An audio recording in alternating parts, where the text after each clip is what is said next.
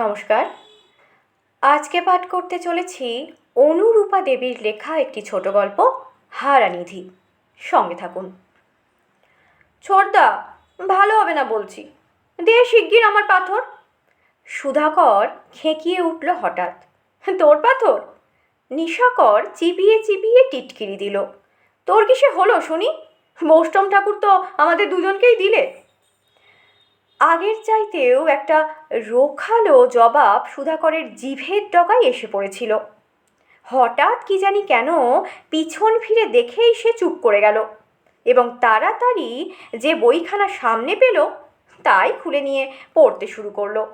গরিবকে যে দয়া করে ভগবান তাহাকে ভালোবাসেন, যাহার ঘর নাই তাহাকে নিজের ঘরে ঠাঁই দিবে, কাহার কিছু খাওয়ার না থাকিলে তাহাকে নিজের ভাত হইতে এক মুঠি তুলিয়া দিবে, শীতে যে বেচারি থরথর করিয়া কাঁপিতেছে। পাঠ পূরণ করল দরজার চৌকাঠ থেকে বরদা দিবাকর। তাহাকে নিজের গরম জামাটা খুলিয়া দিবে কেমন? দিবাকরকে দারুণ ভয় করে ছোট ভাই দুটো। একে বয়সে নিশাকর ও সুধাকরের চাইতে অনেক বড়, তাই ওর মেজাজ আবার সদাই তিরিক্ষে। কখন কার পিঠে গুম গুম করে কিল বসিয়ে দেবে ঠিক নেই। বাবা দিল্লি বদলি হয়ে যাওয়া অবধি ও যেন ধরাকে সরাজ্ঞান করছে, মাকে কিছুমাত্র কেয়ার করে না। বাড়ির যেন কর্তা হয়ে বসেছে সদ্য কলেজ যাওয়া 18-19 বছরের ছেলেটা। নিশাকরের বয়স এই 10, সুধাকরের 8, এমনই বা কম কি। 18 বছরের বরদা যদি কর্তাগিরি ফলাবার যোগ্যী হয়ে থাকে, তারাই বা কখনো সখনো নিদেন পক্ষে হাফ কর্তামি ফলাবে না কেন? তাই তারা মাঝে মাঝে সাহস করে খেয়াল খুশি মতো এটা ওটা করে বসে, আর তারই পরিণামে দিবাকরের হাতে তাদের আর লাঞ্ছনার অন্ত থাকে না। এই যেমন আজ এই বৈষ্ণব ঠাকুরের পাথর নিয়েই কি ঝামেলা বেঁধে বসে কে জানে। দুজনেই মনে মনে মুন্ডুপাত করে বরদার। শুনেছে, ও নির্ঘাত শুনেছে পাথরের কথা। হাতে হাতেই প্রমাণ হয়ে যায় যে সত্যিই ও শুনেছে। অতি মোলায়েম সুরে অতি নিরীহভাবে বরদা জানতে চায়, গায়ের গরম জামা খুলে দিয়ে তার বদলে বৈষ্ণব ঠাকুরের কাছ থেকে কি পাথর পেলে বাবুরা? এ গরিব কি দেখতেও পাবে না? কে দিয়েছে জামা খুলে? চোখ মুখ লাল করে আপত্তি জানায় নিশাকর। বই থেকে মুখ তুলে সুধাকর জানায়, এমনিই দিয়ে গেল বৈষ্ণব ঠাকুর, ওই সবজে রঙা পাথরখানা। বলল ও পাথর ঘরে রাখলে নাকি হারানিধি ফিরে আসে। কি ফিরে আসে? অট্টহাসির বোমা ফাটলো যেন ঘরের ভিতর। এমন বেদম হাসি হাসতে লাগলো দিবাকর যে ছোট ভাইদের মামুলি পাওনা কিল জ্বর ঘুষিটিও জায়গা মতো পৌঁছে দিতেও সে ভুলে গেল। নিশাকর সুধাকর একদম চুপ। একদমে অনেকটা হেসে নিয়ে অবশেষে দিবাকর জিজ্ঞেস করলো, কি ফিরে আসে বললি? হারানিধি? সেটা কি চিজ বৎস? যে নিধি হারিয়েছে তোমাদের? ময়ূর সিংহাসন না পিএইচডি ডিপ্লোমা? ময়ূর সিংহাসনের নামটা ইতিহাস কেতাবের দৌলতে শোনা আছে বটে, কিন্তু পিএইচডি ডিপ্লোমা যে কি বস্তু তার তিলমাত্র ধারণা দুটি ভাইয়ের একটিরও নেই। কিন্তু তাই বলে তারা বোকা বনে যাওয়ার পাত্রও নয়। চট করে কথা ঘুরিয়ে নিয়ে সুধাকর ফরিয়াদি সেজে বসল। বরদার কাছে 1 নম্বর নালিশ ঠুকে দিল ছোড়দার নামে। দেখো তো বরদা অন্যায়টা, বৈষ্ণব ঠাকুর আমার হাতে দিয়ে গেল পাথরখানা, এখন ছোড়দা বলছে ওটা নাকি দুজনের। দিবাকর চোখ লাল করে তাকালো নিশাকরের পানে। তার রাজত্বে দুর্বলের উপর অত্যাচার যদি হয় সে তা সহ্য করবে না। নিশাকর অনেক কথাই বলল নিজের দিক থেকে। বৈষ্ণব বুড়োকে সেই ডেকে বসিয়েছিল গেটের সম্মুখে, মায়ের কাছ থেকে চাল ডাল পয়সা সেই এনে দিয়েছিল বুড়োর হাতে। সুধাকর তো শেষকালটায় উড়ে এসে জুড়ে বসলো শুধু। পাথরখানা পাওয়ার সময় সে সুধাকরের হাতেই দিয়ে গেল। কিন্তু বুকে হাত দিয়ে বলুক তো সুধাকর, ওতে যে হারানিধি পাওয়া যায় এ কথাটা বুড়ো কার দিকে তাকিয়ে বলেছে?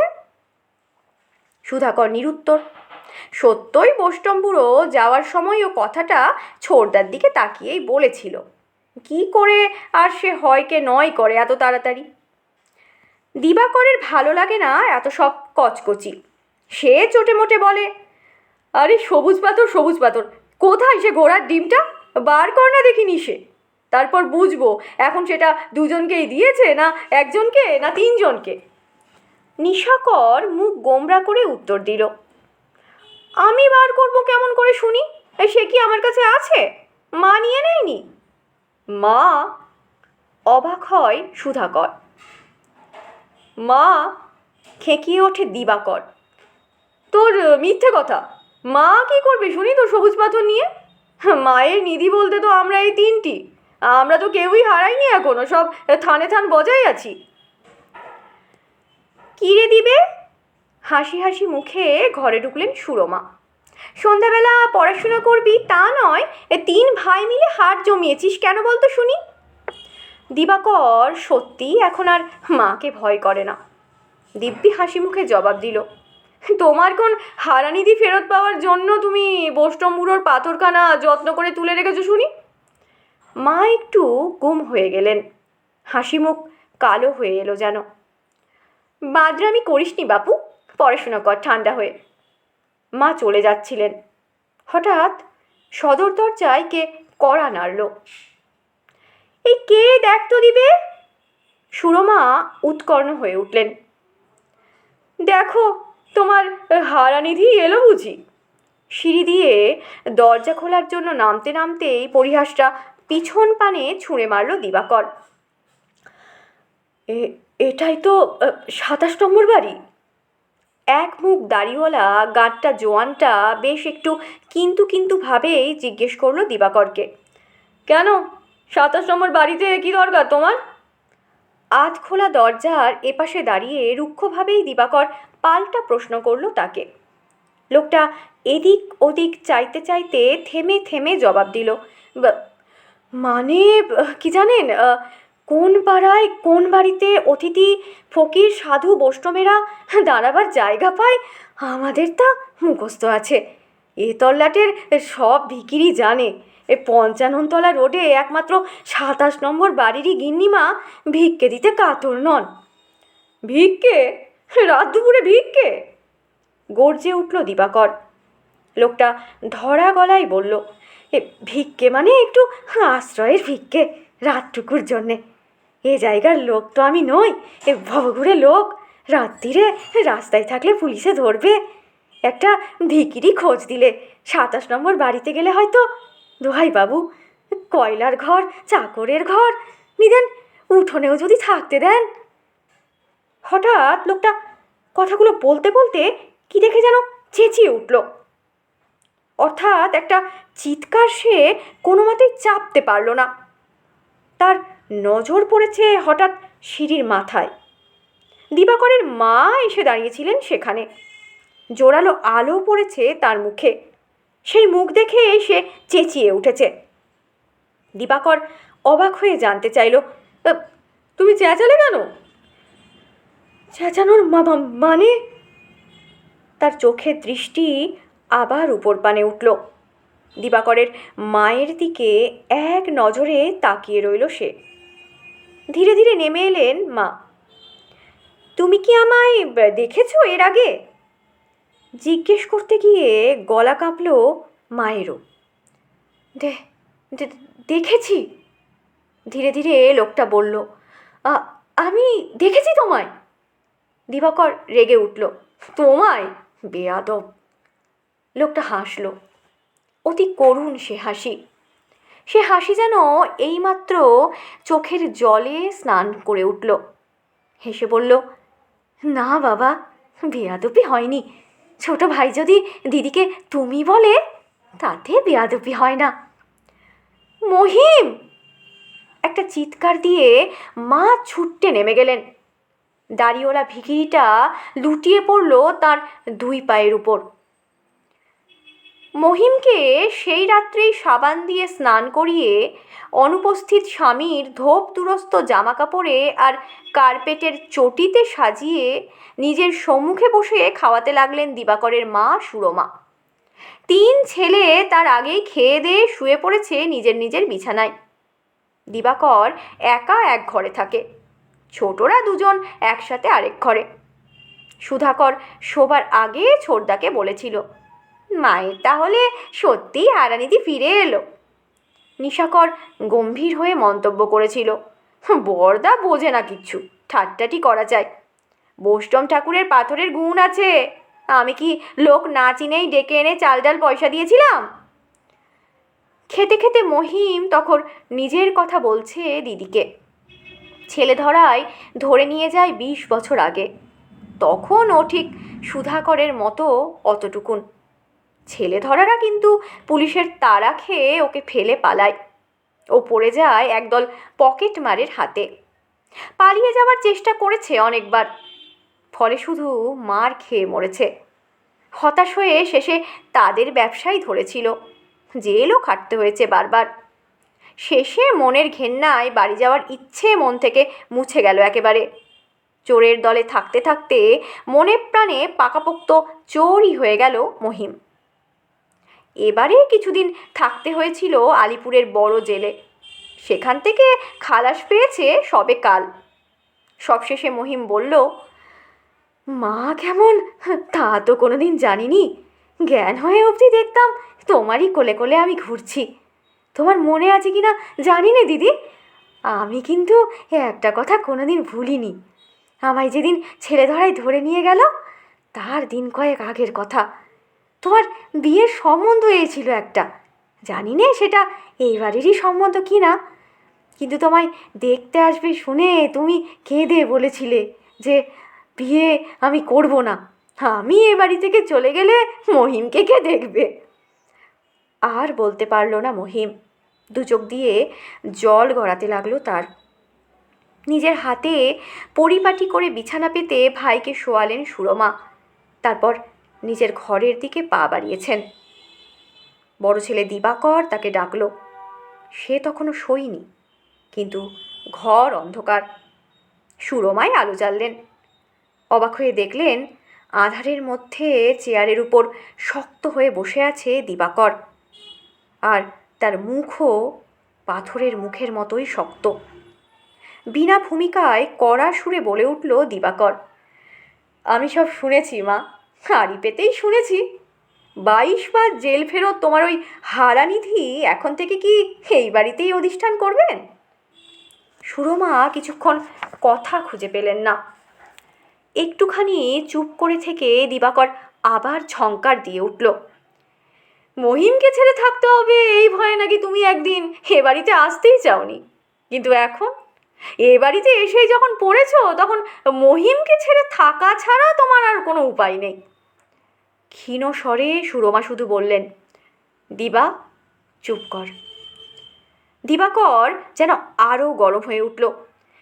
কি ধরিবাজ লোক রে বাবা, আগে থেকেই আমাদের ঠিকানা জোগাড় করে বৈষ্ণবটাকে পাঠিয়েছিল হারানিধির খবর জানাবার জন্য। পাথরের পিঠে পিঠেই স্বয়ং হারানিধি এসে হাজির। এর চাইতে চমৎকার ম্যাজিক কেউ দেখাতে পারেনি কোনোদিন। কাল ভোরে এই হারানিধিকে বিদায় করে দাও মা, বাবা এখানে নেই, বাড়িতে চোর বসিয়ে তার নামটা ডুবিও না যেন। পেটের ছেলে দিবাকর, সে হেমন করে হুকুম চালাচ্ছে তার উপর। ঘেন্নায় মরে যেতে ইচ্ছে হলো সুরমার, কিন্তু রাগ করে যে একটা ধমক দেবেন ছেলেকে সে ক্ষমতা তার আর হলো না। কেমন যেন মনে হতে লাগলো ছেলের মুখ থেকে তার স্বামীর হুকুমই যেন তিনি শুনতে পাচ্ছেন। চলবে না, এমন করে আমার সব সুনাম ডুবিয়ে দেওয়া তোমার কোনো মতেই চলবে না। দিবাকর হয়তো আরও অনেক কিছু বলতো, কিন্তু সুরমা খটাং করে সুইচ টিপে দিয়ে ঘরটা অন্ধকার করে দিলেন।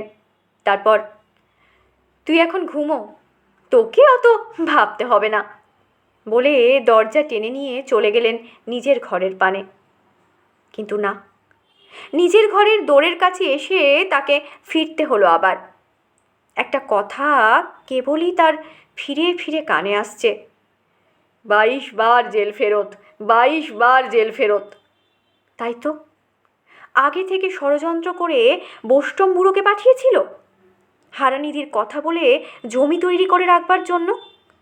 এসব সন্দেহ অমূলকও হতে পারে বই কি, কিন্তু ধরো যদি নাই হয় অমূলক, বোনের বাড়িতে একটা বড় রকম চুরির মতলবই যদি করে থাকে মহিম। 22 বার জেল ফেরত, এ তার নিজেরই মুখের কথা। তবে সুরমা তাড়াতাড়ি ঘরে ঢুকে একটা তালা সংগ্রহ করলেন, মজবুত তালা। তারপর বেরিয়ে এসে তাড়াতাড়ি চলে গেলেন মহিমের ঘরের দিকে। দরজার কাছে দাঁড়িয়েই শুনতে পেলেন দিব্যি নাক ডাকিয়ে ঘুমোচ্ছে মহিম। একটা নিঃশ্বাস পড়ল সুরমার, বড় দুঃখের নিঃশ্বাস। পাপীও নিশ্চয়, কিন্তু এই মুহূর্তে মহিমের মনে কোনো পাপই নেই। তার সাক্ষী তো ওই গভীর ঘুম। যে চুরির মতলবে আছে সে কখনো নাক ডাকিয়ে ঘুমোতে পারে? কিন্তু কিন্তু সাবধানের বিনাশ নেই। দরজায় সেই বড় তালাটা বন্ধ করে ধীরে ধীরে ফিরে গেলেন সুরমা। নিজের কাছে নিজেকে ছোট মনে হতে লাগলো, একান্তই ছোট। কিন্তু ওই যে সাবধানের বিনাশ নেই। এ ঘর তার একার নয়, এ ঘর তার স্বামীরও, তার ছেলেদেরও। তাদের স্বার্থের বিরুদ্ধে, তাদের ইচ্ছার বিরুদ্ধে কিছু করা সুরমার উচিত নয়। কাল ভোরে উঠেই মহিমের ঘরের তালা খুলে দিতে হবে, যাতে ঘুম থেকে উঠে ও কিছু টের না পায়। কিন্তু ভোর, সে তো অনেক দেরি। এই তো সবে রাত 11টা। এই দীর্ঘ 5-6 ঘন্টা সুরমা কাটাবেন কি করে? তারও যে ঘুম আসে না। ছেলেবেলার কথা ভিড় করে আসছে মনে। বিয়ের আগে মহিমকে হারিয়েছিলেন, সে আজ 20 বছরের কথা। আজ আবার সেই মহিম তার কাছে ফিরে এসেছে, দাগি চোর হয়েছে, কিন্তু মন থেকে স্মৃতির দাগ মুছে ফেলতে পারেনি। দিদির স্নেহের স্মৃতি জলজল করছে অন্তরে, অমাবস্যার আধারে দীপশিখার মতো। দিদির আশ্রয়ে ফিরে এসে নিশ্চিন্ত আরামে সে ঘুমিয়ে পড়েছে। হয়তো এইরকম নিশ্চিন্ত আরামে দিন কতক এইখানে কাটিয়ে যাওয়া তার ইচ্ছা, শুধু এটুকুই। কিন্তু তা কেমন করে হবে? হবে না। দিবাকর বাদ সেধেছে, মাত্র 18 বছরের কলেজে যাওয়া ছেলে দিবাকর। কিন্তু এ ব্যাপারে সে যা বলেছে তা অসঙ্গত তো কিছু নয়। তার কথা, তার মাকে মেনে আজ আর আমার কোলে তোর ঠাঁই নেই মহিম। এই কথা বলেই চমকে উঠলেন সুরমা মনে মনে। তার দু চোখ জলে ভরে উঠেছে যে। বহুক্ষণ ফুপিয়ে ফুপিয়ে কেঁদে শেষ রাত্রিরের দিকে বুঝি ঘুমিয়ে পড়েছিলেন সুরমা। সুরমা হঠাৎ জেগে উঠলেন। রোদ উঠে গিয়েছে, বেলা হয়েছে অনেক। ধর্মর করে বিছানা ছেড়ে তিনি ছুটলেন মহিমের ঘরের তালা খুলতে। এই রে, মহিম নিশ্চয় এর মধ্যে জেগে গেছে। কি ভেবেছে তালা বন্ধ দেখে কে জানে। দরজা খুলেই তিনি অবাক হয়ে গেলেন। কাল রাতের ধোপতুরস্ত পোশাক খুলে মহিম তার নিজের নোংরা কাপড় পরেছে আবার। মেঝেতে দাঁড়িয়ে আছে যেন বেরোবার জন্য তৈরি হয়ে। সুরমার মুখ দিয়ে শুধু বেরোলো, মহিম। মহিম হেসে পায়ের ধুলো নিল দিদির।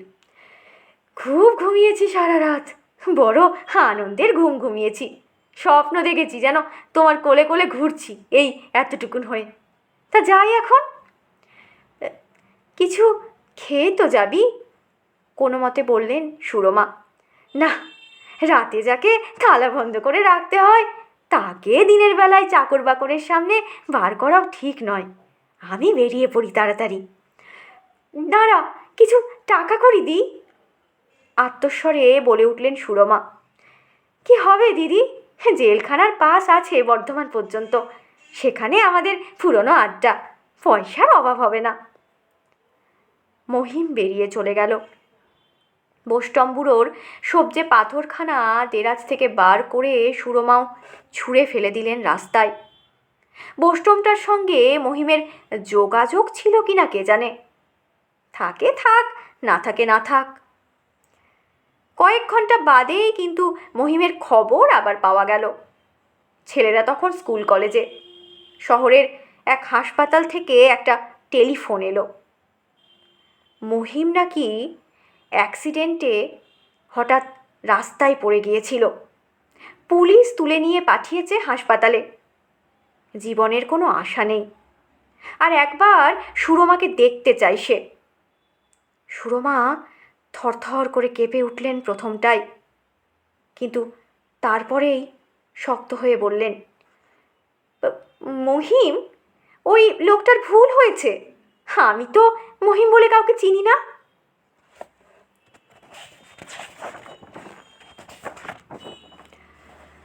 এতক্ষণ শুনছিলেন অনুরূপা দেবীর লেখা একটি ছোট গল্প হারানিধি। গল্পটির পাঠ এখানেই শেষ হলো। ধন্যবাদ।